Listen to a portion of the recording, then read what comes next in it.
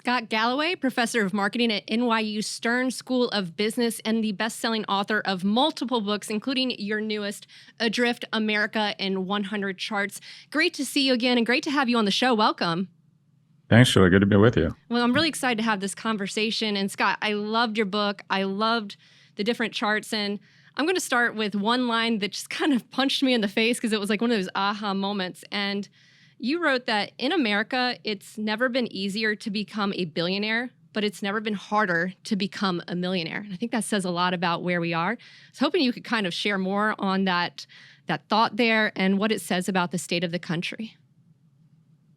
Sure. So actually, income mobility has stayed relatively consistent over the last 20 or 30 years. About 11% of people in the lowest income quintile get to the top income quintile. But what you have is it should be better than that. There should be more churn. There should be more opportunities to move up income classes because productivity continues to be up and to the right. But we've had this sort of Hunger Games, winner take most phenomenon in our economy. And that is, I'll use my class as an example. The last class I taught at Stern was 350 kids. When I graduated from business school, Julia, it was the majority of us went on to make very good livings. And there'd be one or two kids that killed it, made a lot of money. And there'd be one or two that struggled with addiction, who kind of came off the rails, if you will. But there was a crowding in the middle. And now I would say that a class of 300 or 350 second-year MBAs, there's going to be a billionaire in that class, either through alternative investments, hedge funds, or starts a tech company. There's going to be a billionaire. And at the same time, I think there's going to be more kids, maybe a dozen or 2 dozen, that will be dependent upon their parents. And that is, we've had, it used to be that pretty much anyone who played by the rules, if you were born in 1945, there was a 92% chance you're going to do better than your parents. Now it's a 49% chance. So there's going to be, everyone's going to know someone who knows a billionaire, but unfortunately, kind of playing by the rules is no longer going to be a guarantee of a great middle class lifestyle. So I think, like I said, there's this sort of this erosion of the middle, and more people are can fall out of the middle class or get out of the middle class, but we don't seem to be growing the middle class. Yeah. Like, as you point out in the book, like that is kind of your grand economic kind of thesis, is like the middle class and the importance there. And, you mentioned like some of your students, like you expect dozens will be reliant on their parents. And I'm a millennial, and one of the stats you shared in the book was a millennial born in 1984, I'm 88, but who'd be 37 today, only has a 50% chance of like doing better than their parents. Scott, how did we get to that point? Because that's really disappointing if you don't have a chance of doing better than your parents, or a much lower chance. Yeah, it's really the fundamental compact that a populace has with its society. If you think about it, we pay 23% of our GDP goes to the government, and that's our connective tissue, our institutions. And the handshake that a population has with its government and its society writ large is that if I play by the rules, my kids will do better than me. And that is the kind of the basis of evolution, that the next generation is a little bit stronger, smarter, faster. In a capitalist society, we measure that by their income. And people will say that the entrenched and older people will claim that it's a function of network effects and globalization. And it's just not true. In about 1971, up until 71, if you looked at productivity in America and wage growth, they were like two snakes intertwined. They were inextricably linked. If the nation became more productive because of manufacturing technology or management innovation or technological progress, wages went up. Everybody got to share in this productivity. Productivity continues to go up and to the right for the last 50 years. We'll produce more output in a single month now than we did in an entire year in the 50s. But in the early 70s, those two lines disarticulated and wage growth has gone flat. So all of a sudden, the majority of our population has not had a raise on an inflation-adjusted basis. But the folks that are able to tap into kind of this information age economy, born into the right family, quite frankly, just get lucky or have the right credentialing, have garnered the massive gains here. In other words, it's become sort of a winner-take-most economy where one e-commerce firm has 50% share, one social media and one search company have 75% and 93% share, respectively. We've sort of lost this. If you think of antitrust, we used to go in and break big companies up and sort of populate or oxygenate the ecosystem. We used to have a more progressive tax structure where we would oxygenate the middle class. And there's this myth that the middle class is a self-occurring organism, and it's not. It's sort of an accident. It was self propagating from like 45 to 95 because America had a monopoly on the world's manufacturing base because we had leveled the number 2 and 3 economies, Germany and Japan, respectively. But unless you consistently reinvest in the middle class, you're going to have, this kind of Thomas Piketty effect where the rich and powerful weaponize government and put in place tax policies that benefit them. So, for example, and I use myself as an example, I sold my last company, L2, to a publicly traded company. The first 10 million in proceeds to me as the founder and original shareholder were tax-free. That just makes no sense. People your age rent and make the majority of their income from current income. And the two biggest tax breaks are capital gains tax break and mortgage interest. Who owns homes and gets a lot of their income from stocks? People my age. Who rents and makes their money from current income? People your age. So we've had this concerted effort and an effective effort to weaponize government, mostly by people my generation and the entrenched, to dislevel the playing field and move capital from younger people to older people. We talk a lot about income inequality, and that's rampant. But what we don't talk about is something that I think is more mendacious, and that is age inequality. And that is, if you're over the age of 70, 40 years ago, or now, you're on average 72% more wealthy than you were 40 years ago. Someone your age, it's on average 22% less wealthy. The percentage of wealth as registered by the wealth as registered by the percentage of GDP controlled by people under the age of 40 over the last 40 years has gone from 19% of GDP to 9%. So we have implemented policies that have effectively cut the wealth of younger people in half. And it's not because we're not more productive. It's not because we don't produce more. It's not because we don't have incredible prosperity. We've just decided if there's a crisis that might threaten the wealth of older people, whether it's a pandemic or a stock market crash, we're going to come in and bail out the existing shareholders. And when you don't have that churn, when you don't have that disruption, you're just robbing from future generations. The reason I'm economically successful or secure is because in 2009, Apple and Amazon were allowed to fall to their natural levels. And I was coming into my prime income earning years, and I was able to go in and buy Apple and Amazon and watch them go up 12 and 18-fold respectively since then. Now, when we have an exogenous shock, specifically the novel coronavirus, we decide, okay, 1 million people dying is bad, but what would be tragic is that the NASDAQ went down.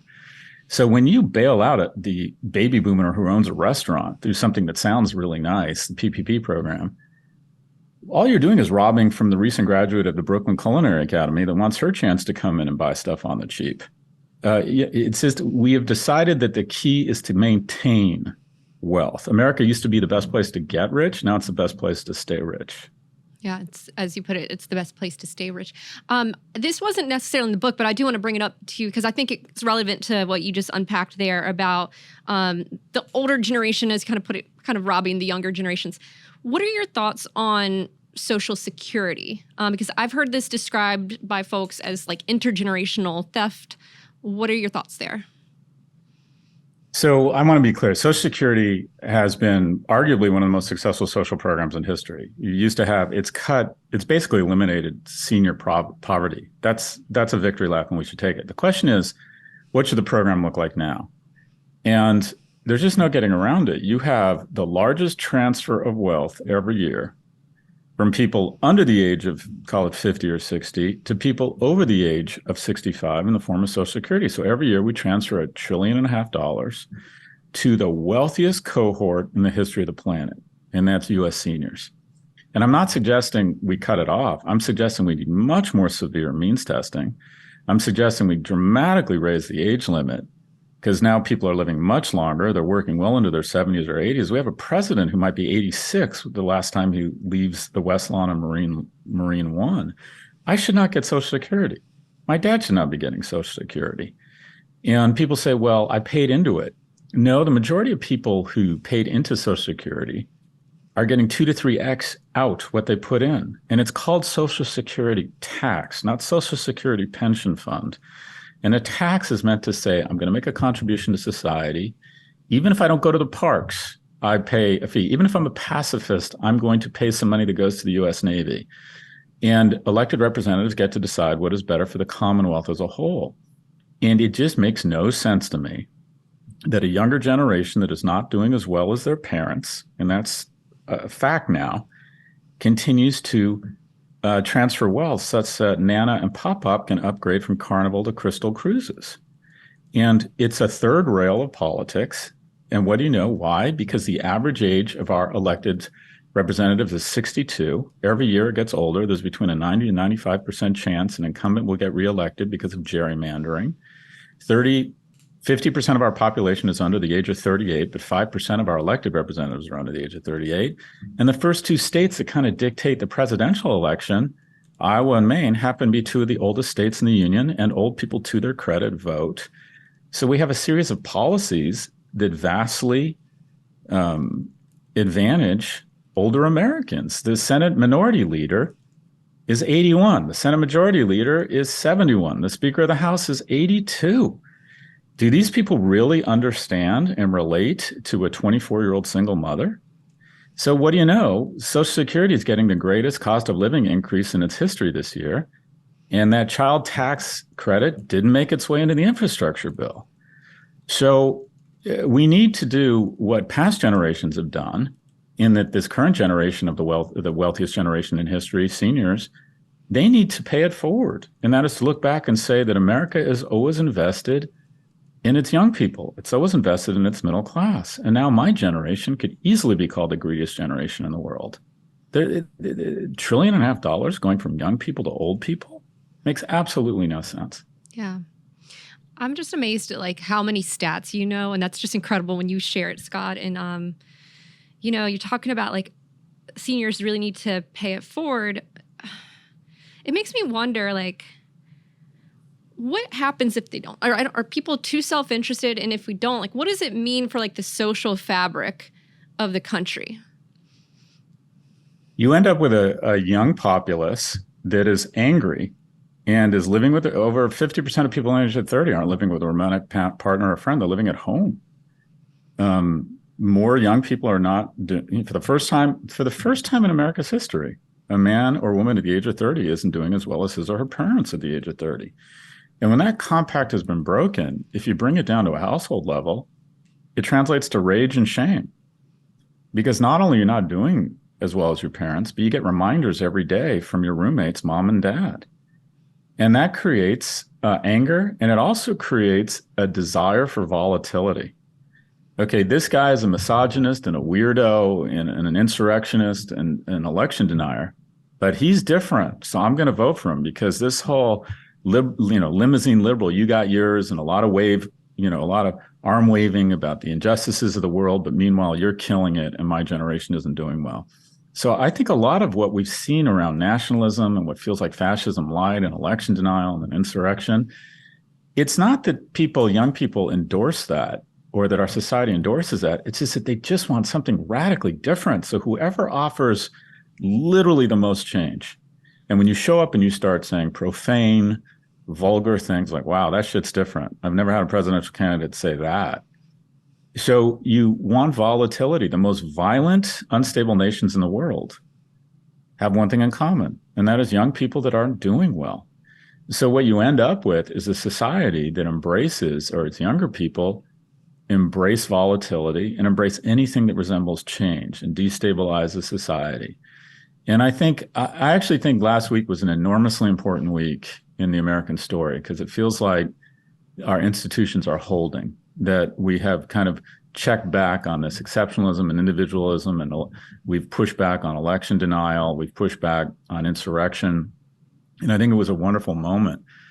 But be clear, when young men, especially young men, when young men have nothing to lose, they start getting violent. And a form of violence is, I just want change. If you're in prison, you want revolution. If you don't have a lot to lose, if you don't have a mate, if you're not attaching to school, if you're not attaching to work, if you don't have a job, Christ, let the streets burn. And so the fear or the risk is that you end up with an unstable society, full stop. Mm-hmm. You wrote in the book, and I might be paraphrasing here, that broken, lonely males are the most dangerous cohort. And I think that's kind of what you're alluding to here. So it seems like that could be symptomatic of some other underlying issues here. Like, what do you think are the drivers of this, that maybe some that we have not discussed yet? So it's a complicated issue, but the go-to amongst people is always mental illness. And so let's go to the most UVA. I got 2 text messages yesterday. I'm at that age where a lot of my friends' kids are in college. I got 2 text messages yesterday from close friends who are like, everything's fine. My daughter, my son, who's at UVA, are fine, because people were pinging them because they heard about the shooter at UVA. And I thought, that's the world we live in, where you get a text message from a friend telling you your kid's okay at a place like UVA after there's a shooter. And here's the thing. We knew who the shooter was before we knew who the shooter was. We knew it wasn't a soccer mom. We knew it wasn't a recent immigrant in their 50s. What we knew was it was a young man that was not attaching to work, school, or a relationship. And what's happened over the last 40 years is that we've leveled the playing field for younger women, especially in education. And as a result, young women have just blown by men. And a lot of the jobs that have been outsourced because of globalization have been especially hard on non-educated men who went into kind of trades jobs, more frontline manufacturing jobs. In addition, our education system is just biased towards females and against males. It is very difficult. A boy's prefrontal cortex is 1 to 2 years behind a female's, and school rewards discipline and kind of that executive functioning that girls develop sooner. An 18-year-old girl applying to college who's competing against an 18-year-old boy is effectively competing against a 16-year-old girl. And as a result, over the next 5 years, we're going to have 2 females graduate for every 1 male. And you think, well, okay, it's about time. You guys had a 400-year head start. But it's going to have pretty big knock-on effects. And that is, unless we figure out a way to figure out on-ramps for undereducated males, either through vocational programs or some sort of leveling up. When it was 60-40 male-female college attendance, we decided to level up women. I think that was the right decision. Now that it's going to be 66-33 female to male college grads, there really isn't any discussion of leveling up young men. And the result is, and again, on the left, we don't like to talk about this, but women have different mating criteria than men. Women mate socioeconomically, horizontally and up, women mate horizontally and up, men horizontally and down. In some, a female college graduate isn't interested in being romantically involved with a male who's a non-college grad. So you're going to see lowering birth rates. You're going to see lower household formation. You're going to see, kind of what you would call, in my opinion, fewer connections or fewer formation of what is the elemental foundation of happiness in any society. And that is loving relationships and households. And I want to be clear, the key, that elemental foundation doesn't have to be heteronormative. It can be 2 women, it can be 2 men, it can be a grandmother partnering with her daughter, it can be 2 brothers moving in together to share expenses. But that's the basis of happiness. That's the basis of economic productivity. And when you have young men who aren't economically viable, we are producing way too many non-economically and emotionally viable men. And they're living at home. I get pushback on this talk track from feminists who believe that I'm saying, Scott, threatening society with dangerous young men is just repackaged violence. I think there's some legitimacy to that argument. Where were you 40 years ago? I mean, well, okay, I was in junior high school, but society was there for women 40 years ago. It was. If you walk by in NYU Stern, you can't walk by a bulletin board without saying women in leadership, young Black female leaders cohort, coffee clutch for women in business. There's nothing like that for men at that age anymore. The general assumption was you have so many built-in systemic advantages that we don't need to worry about you. And the reality is young men are 4 times more likely to kill themselves, 3 times more likely to be addicted, 12 times more likely to be incarcerated, and now 50% less likely to graduate from college. And the cohort I hear from that's really supportive of this talk track is mothers. And it usually goes something like this. I have one daughter in Chicago at a PR firm. I have one daughter at graduate school in Penn. And my son's in the basement vaping and playing video games. So we have an education system that's biased against men. Boys are twice as likely on a behavior adjusted basis to be suspended as girls. Same exact infraction.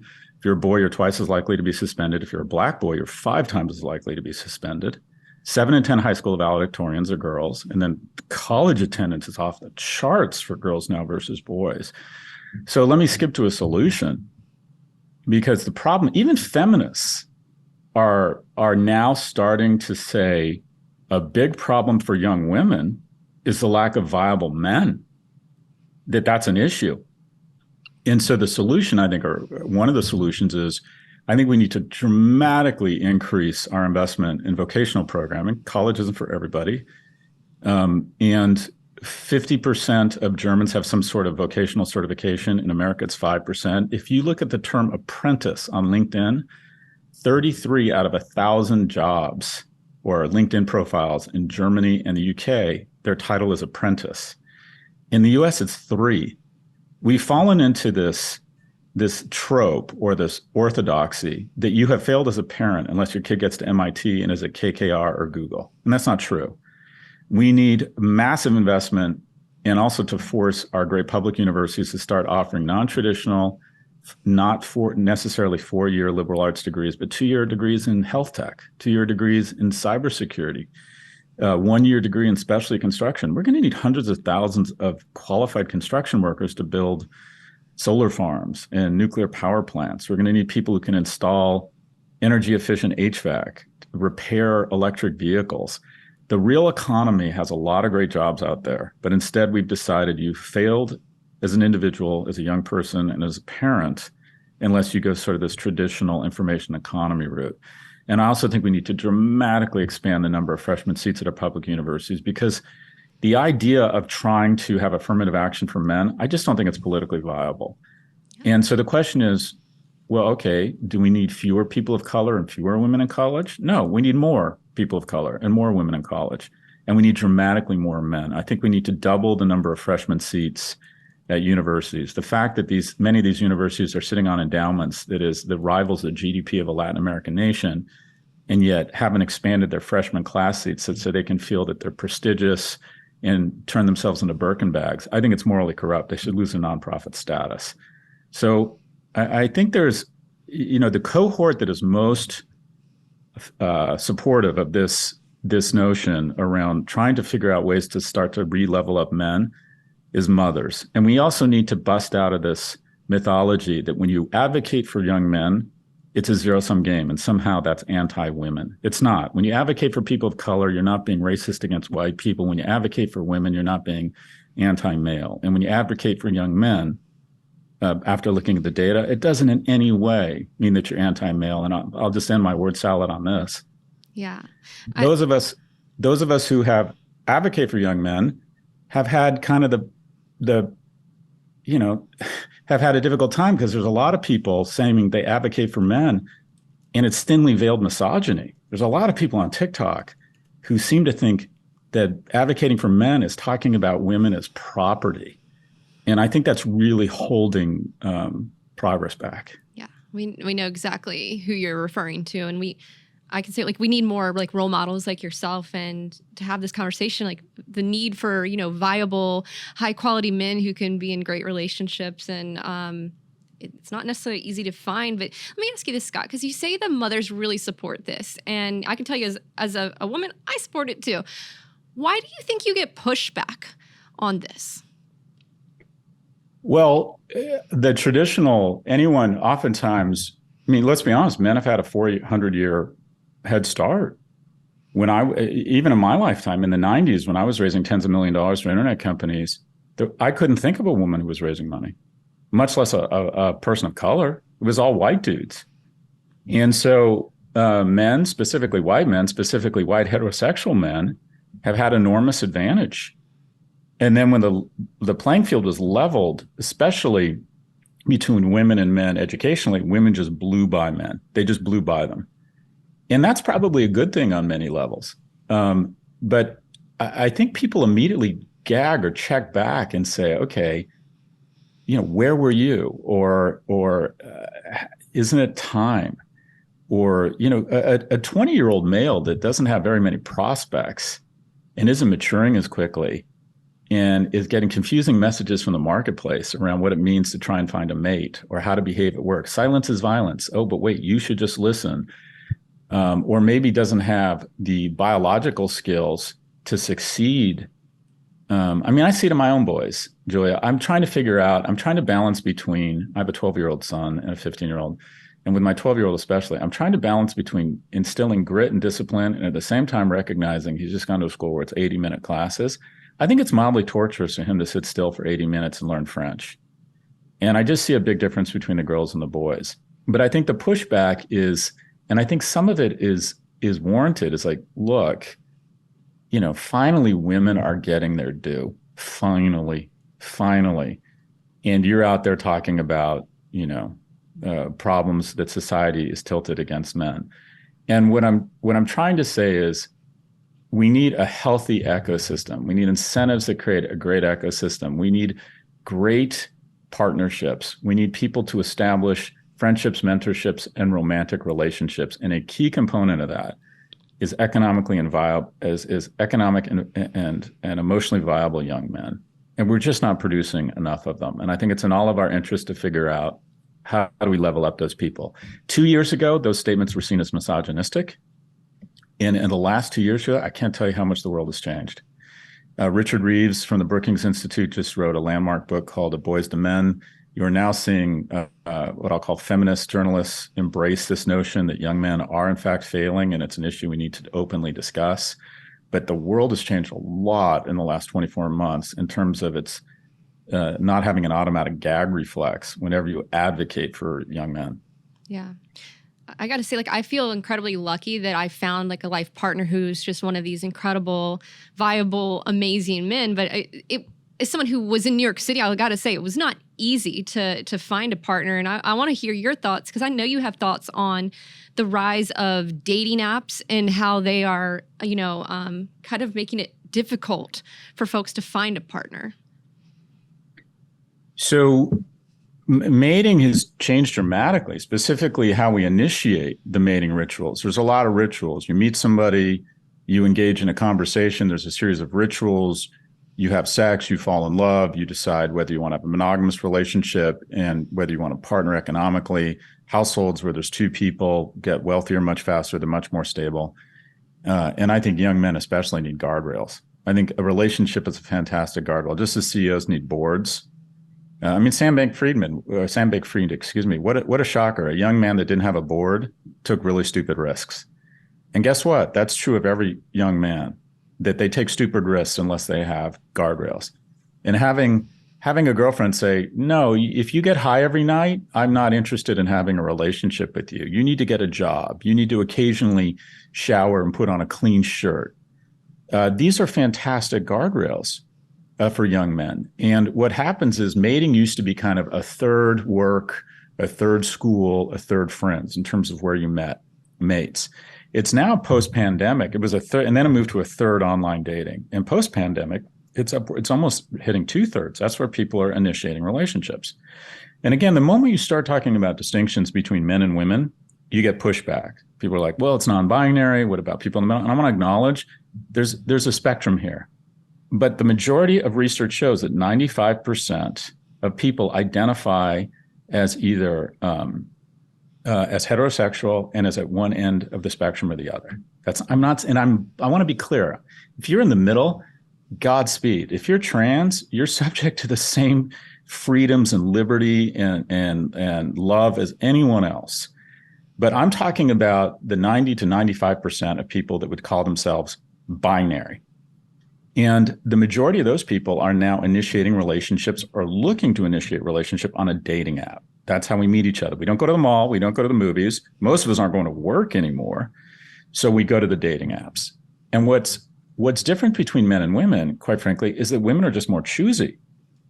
And what you used to have was geography ring fencing used to start some of that out. And that was if you went to temple every Friday night and there were 8 single men and 8 single women, they kind of slowly but surely paired off.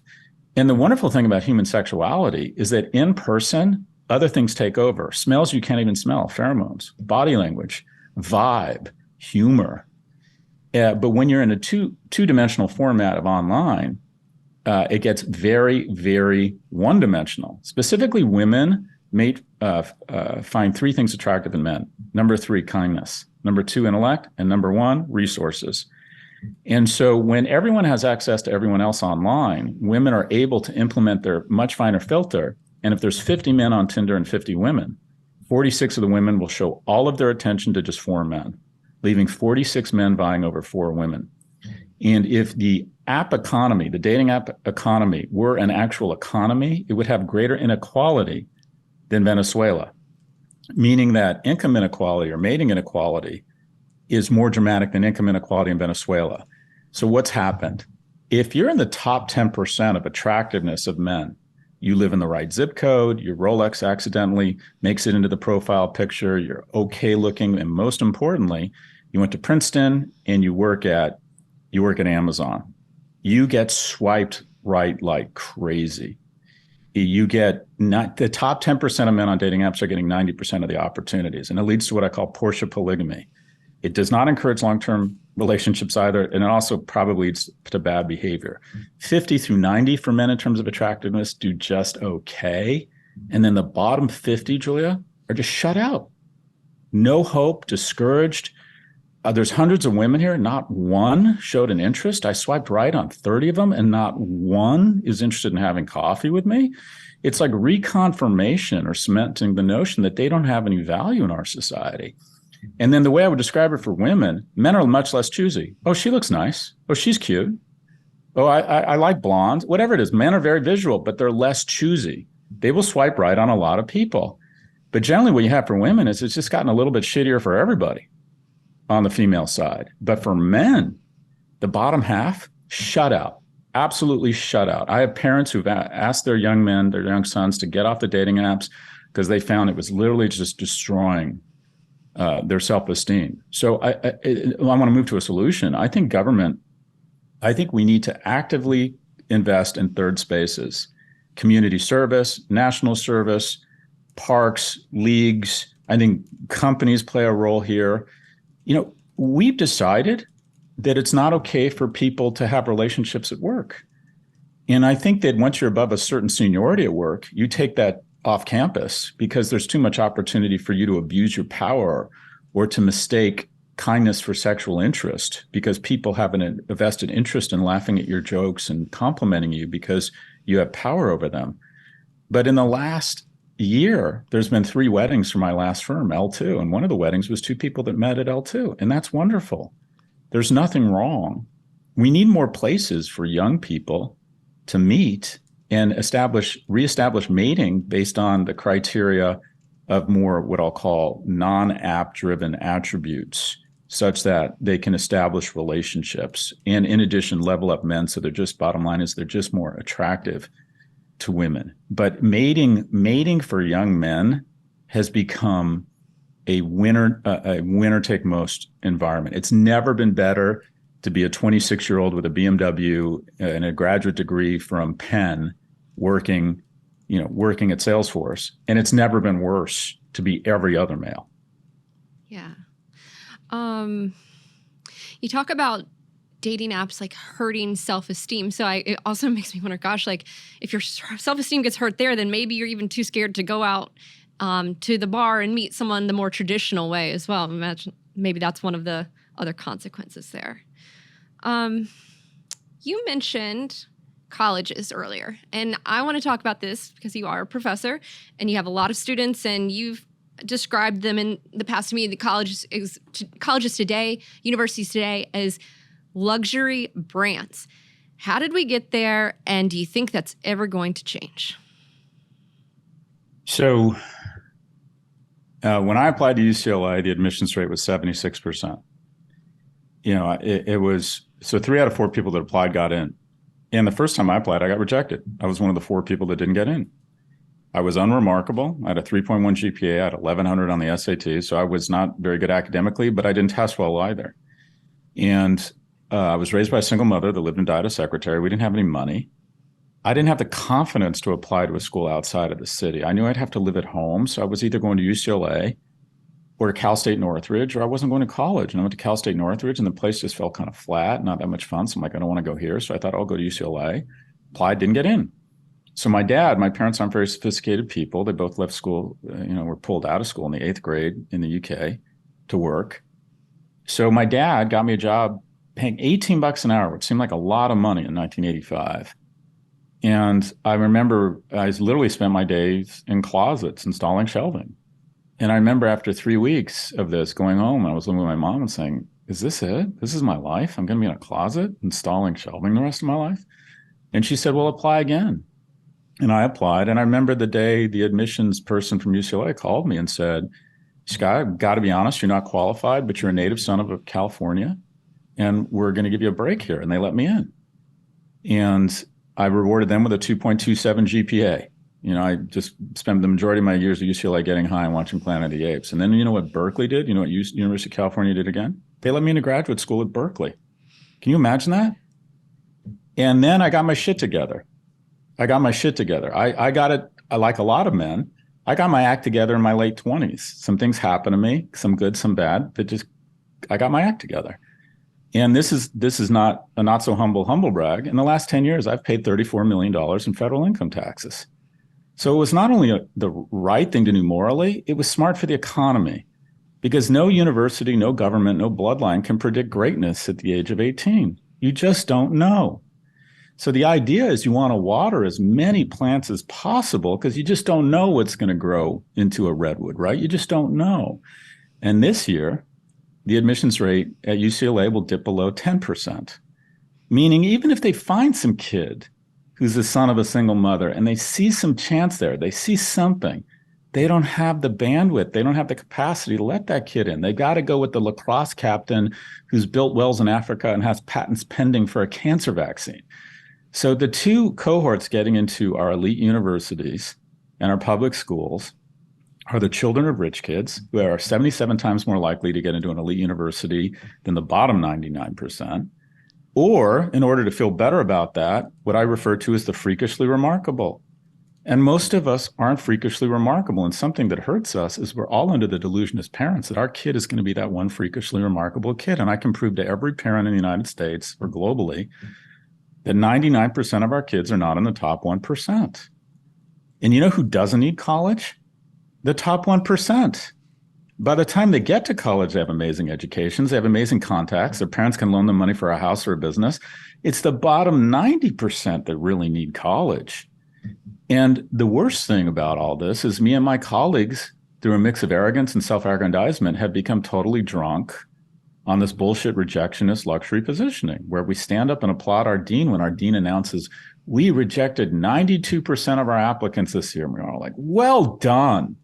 Well done. What the fuck? I mean, that's like the head of a homeless shelter bragging that he or she turned away 9 in 10 people that showed up last night. That means your daughter's not getting in. I mean, maybe you think your daughter's exceptional. Maybe she is, but there's a 99% chance she's not in the top 1%.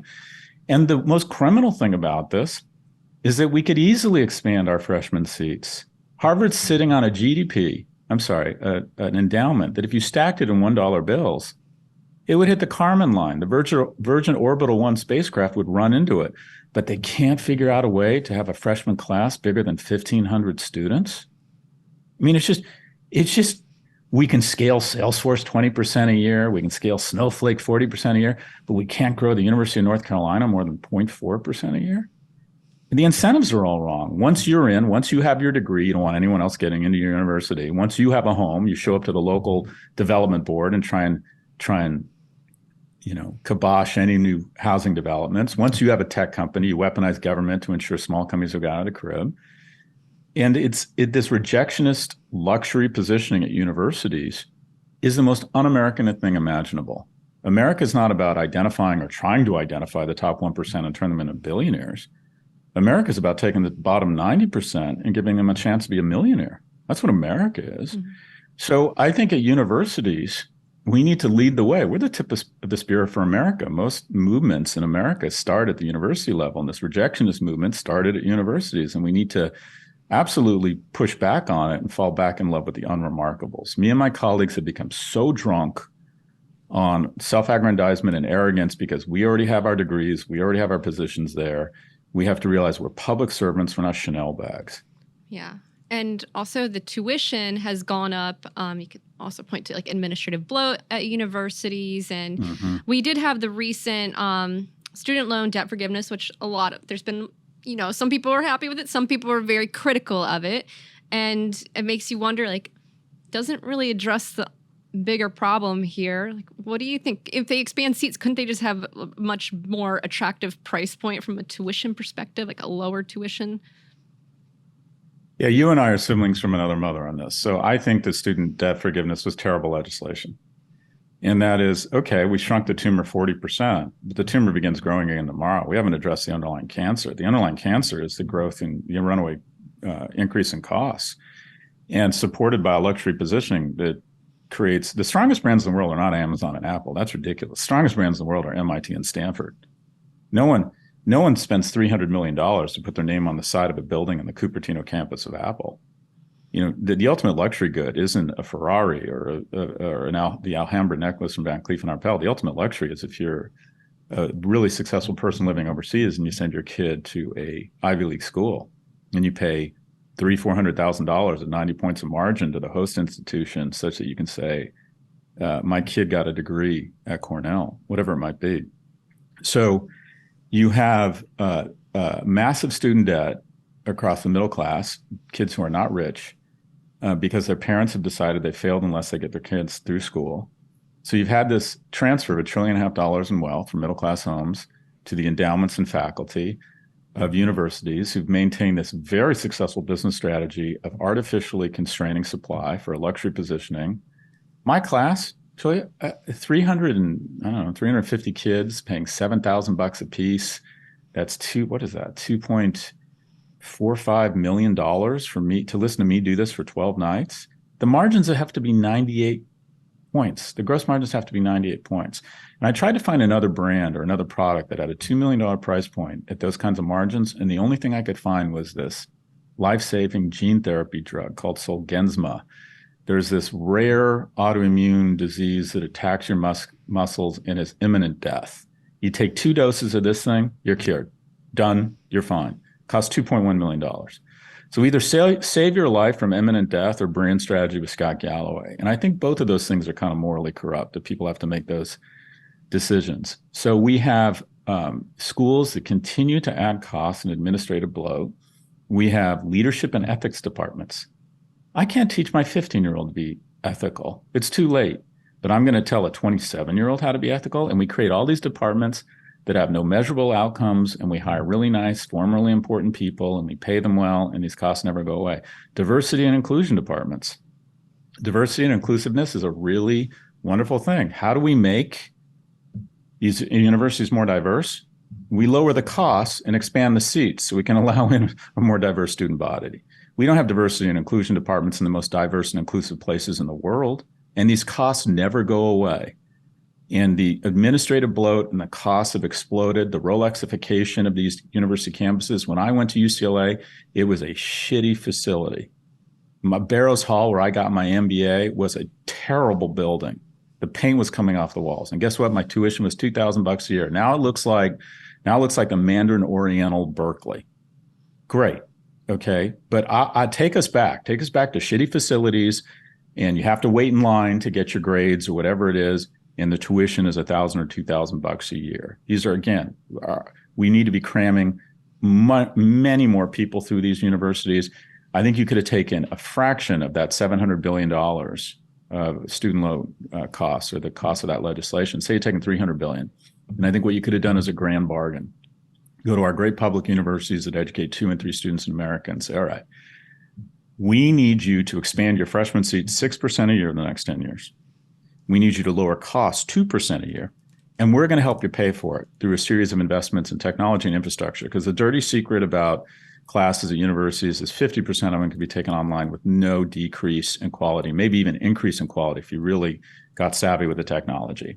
And the social and leadership stuff that all the administrators claim they lose on, no, kids scale that stuff really well on their own. They will find ways to get drunk, make connections, have special interest groups, run for elections, go to football games. They'll do that on their own. You double the supply overnight with technology. And you say also you need a massive investment in what we talked about previously, and that is non-traditional vocational programs. And where does that get you? In 10 years, on less than that $300 billion, you get to double the number of freshman seats at on an inflation-adjusted basis, half the cost. We need to go back to the future. There needs to be, college isn't for everyone, but the opportunity to go to college should be for most people. And some sort of certification run through our public universities, even if it's a one-year degree in cybersecurity, could have an enormous utility for a lot of people. So I think that this was poor legislation. If you're going to ask the 2/3 of people who didn't go to college to pay for a $700 billion program, you need to at least tell them there's going to be systemic change. And this is not systemic change. This is just, okay, let's shrink the tumor 40%, and then it begins growing again tomorrow. Yeah, I agree with you. And I think you're making a ton of sense. And I also just feel like we don't need all the fancy amenities and student unions. I don't recall ever using that crap when I was in college, personally, and just kind of, Where'd you go to school, Julia? University of North Carolina at Chapel Hill. UNC Chapel Hill, out of state, okay. Yeah, out of state, but they do a great job, reserving a ton of space for the residents of North Carolina and really 100%. Great tuition prices. Yeah. UNC is a great example. UNC is a gift. UNC is literally like a pharmaceutical. And that is, imagine you had a pill that made you less likely to suffer from depression the rest of your life, more likely to get married, more likely to have kids, more likely that those kids will grow up in a loving household, less likely to have a heart attack, less likely to be obese. Wouldn't you want to give that pill to more people? Yep. That pill is called the University of North Carolina. And we've decided we can't give it to that many people. The federal government, the UNC is a gift. And it's not only a gift economically, it's a gift emotionally and psychologically. Going to see those basketball games, being at a beautiful campus, marinating, figuring out who you are, falling in love, getting your heart broken, finding out there are kids that are much better at you in chemistry than that you're not the smartest person in the world. Finding out what it means to push the boundaries, getting drunk, throwing up, figuring out your limits. All that shit is so valuable for young people. And they have this incredible pharmaceutical called UNC, but we're only growing at 0.4% a year. And, North Carolina says, look, we're doing our best. We keep lowering taxes.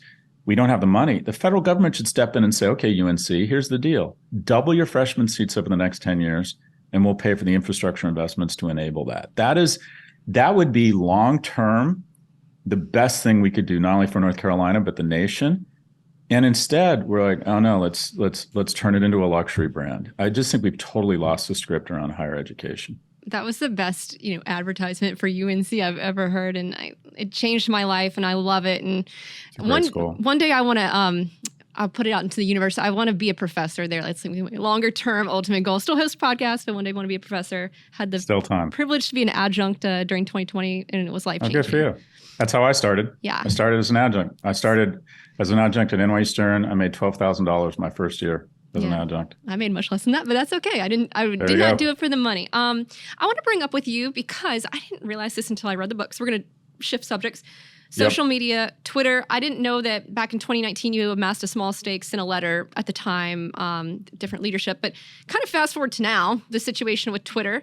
Scott, what are your thoughts there? Because I think back in 2019 you had some ideas for Twitter. Do you have any thoughts or hopes for Twitter? So first off, Twitter is more news. It's more noise than news right now. As my colleague at NYU asked about the motor and says, if Twitter goes away, it's not a national tragedy. So first off, it's a spectacle because Elon Musk is so compelling. There's a small number of us that are just addicted to Twitter. It does have outsized. It does punch above its weight class because a lot of journalists and celebrities and quote unquote influential people are on Twitter. But if you look at social media under the age of 25, it's literally irrelevant. They just laid off half the staff. and the whole world has their hair on fire, and under the cover of dark, the next week, Meta lays off 3 times the number of people.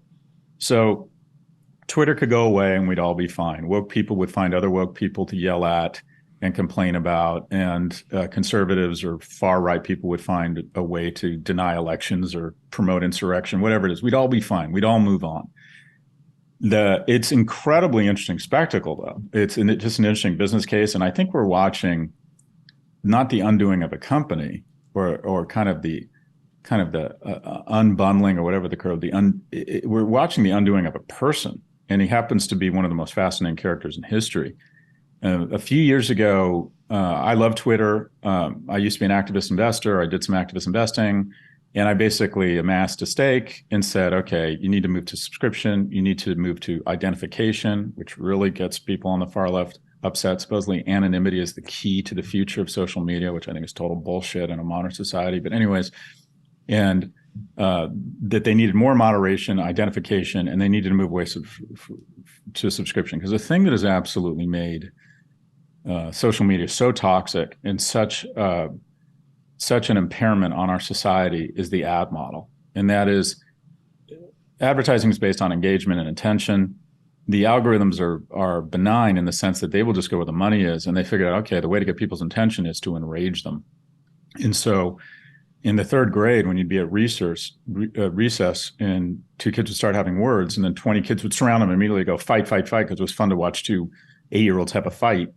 Take that times 1 billion and add in processing power, and that's what social media basically runs on.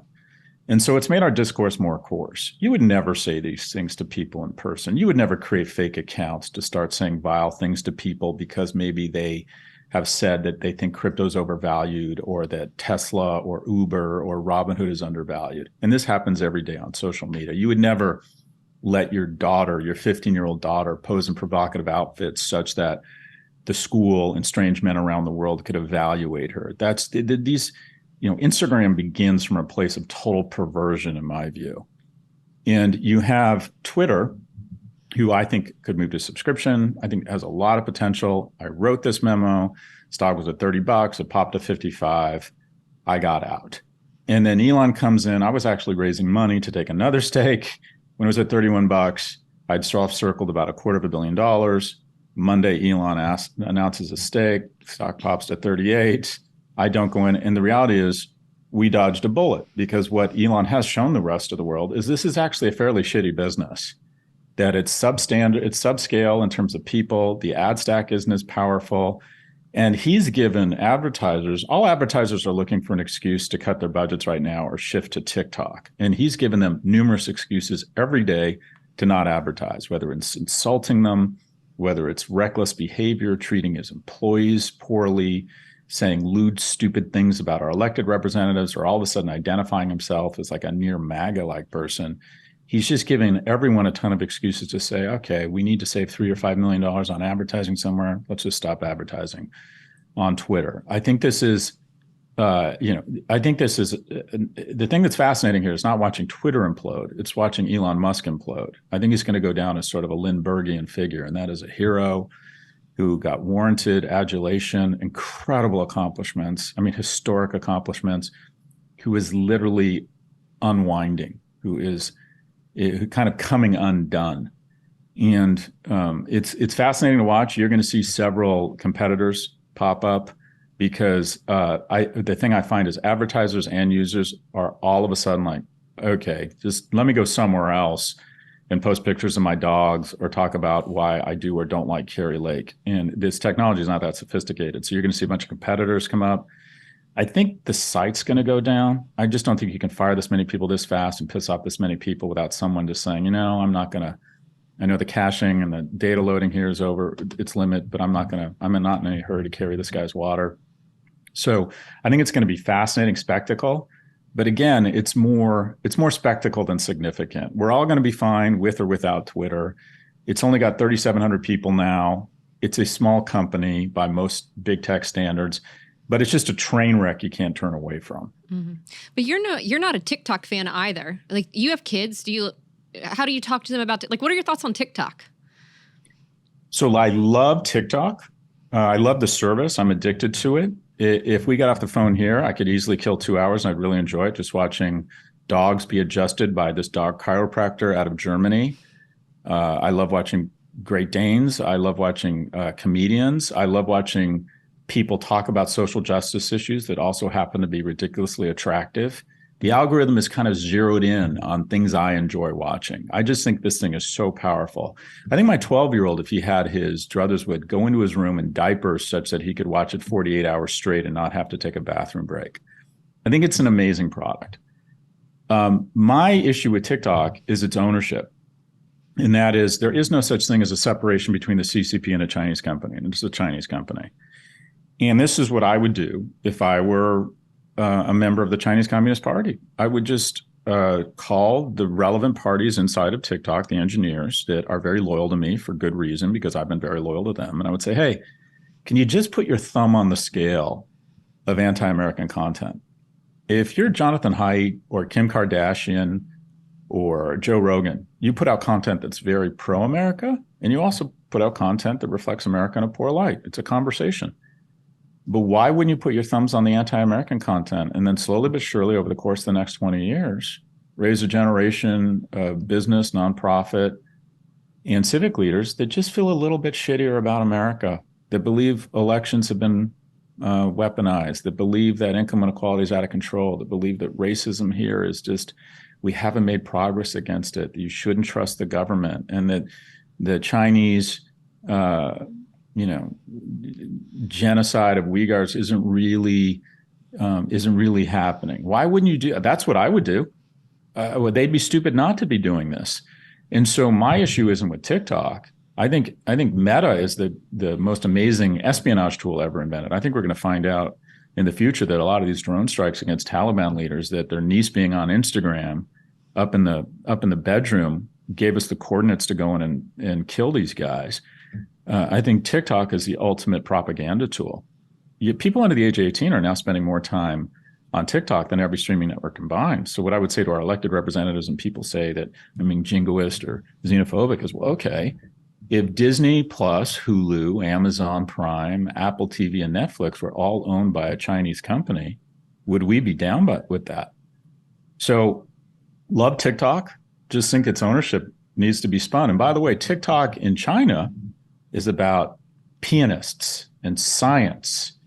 It's the spinach version of TikTok. And they send the trans fats and the alcohol version of, and I'm parroting Tristan Harris's words here, to the US. So I don't resent them for it, but they'd be stupid not to be doing this. They have a strategic interest in diminishing the strength of America geopolitically. And the easiest, most elegant way to do that is to make an emerging generation of Americans just feel worse about America. Yeah. Scott, this has been a fascinating conversation. Quickly want to pass it back to you. Can you let folks know where they can find you, follow you on social media, listen to your podcast, or pick up your book, or any parting thoughts that you might have?